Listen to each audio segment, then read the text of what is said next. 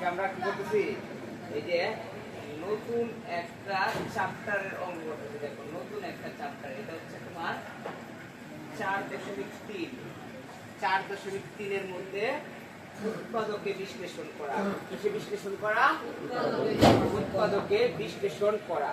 যদি তুমি এখন আমার ক্লাসটাকে যদি তুমি এখন ভালোভাবে ফলো করো, তবে তোমার জন্য ক্লাসটাও তোমার কাছে অনেকটা হেল্পফুল হবে। আর ক্লাসে তুমি এখন উদাসীন থাকবা, তোমার কাছে ক্লাসে অনেক বেশি কঠিন মনে হবে। পড়ালেখা তাদের কাছে সহজ মনে হয় যারা স্যার ম্যাডামদের কথাগুলো ভালোভাবে শুনে। আর স্যার ম্যাডামদের কথাগুলো শুনে না, তার কাছে ক্লাসটাকে অনেক কঠিন মনে হয়। ঠিক আছে?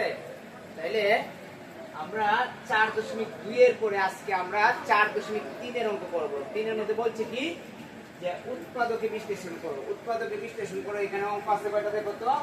উৎপাদকে বিশ্লেষণ করো অঙ্ক আছে 44টা অঙ্ক আছে। কয়টা অঙ্ক আছে?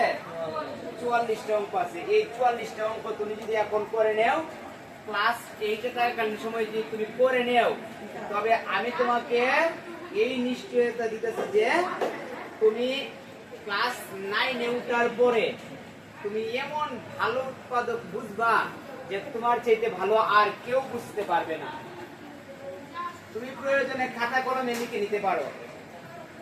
আমি যে তোমাকে 4.2 এর মধ্যে যে মান নির্ণয়ের অঙ্কগুলো বুঝিয়ে দিচ্ছি, একটা অঙ্ক বাকি রাখি নাই। তবে তুমি যদি প্রত্যেকটা অঙ্ক যদি পিছনের ভালোভাবে বুঝে থাকো, তবে 4.2 এর তুমি যে মান নির্ণয়ের অঙ্কগুলো করছো না, তুমি যখন নবম শ্রেণীতে উঠবা, নবম শ্রেণীতে উঠার পরেও কিন্তু মান নির্ণয়ের অঙ্ক আছে। এই সূত্র আমরা যে সূত্র দিয়ে অঙ্ক করছি না, একই সূত্র দিয়ে আমরা 6 এ অঙ্ক করছি, একই সূত্র দিয়ে আমরা 7 এ অঙ্ক করি, একই সূত্র দিয়ে আমরা 8, 9 ও আমরা কিন্তু একই সূত্র ব্যবহার করে অঙ্ক করি। বুঝতে পারছো? তার মানে তুমি যদি এখন যদি উৎপাদক বুঝে থাকো, হয়তোবা সংখ্যাগুলোর বর্ণগুলোর পরিবর্তন থাকতে পারে, কিন্তু তুমি একেবারে বিশ্বাস রাখো তোমার 9 এর বই দেখো না। আমি তো জানি, আমি তো দেখছি 9 এর বইয়ের ভিতরে কি আছে না আছে। মানে তুমি এখন যদি এই 44টা অঙ্ক করে দেখো, তোমার আজীবনেও আর উৎপাদকে বিশ্লেষণের দিকে তোমাকে আর তাকাইতে হবে না। এখন আমরা যেহেতু উৎপাদকে বিশ্লেষণ করব, দেখো আসলে তোমাদের এই প্রত্যেকটা বই, প্রত্যেকটা ক্লাসের বইগুলো এত সুন্দর করে সাজানো যে স্টেপ বাই স্টেপ।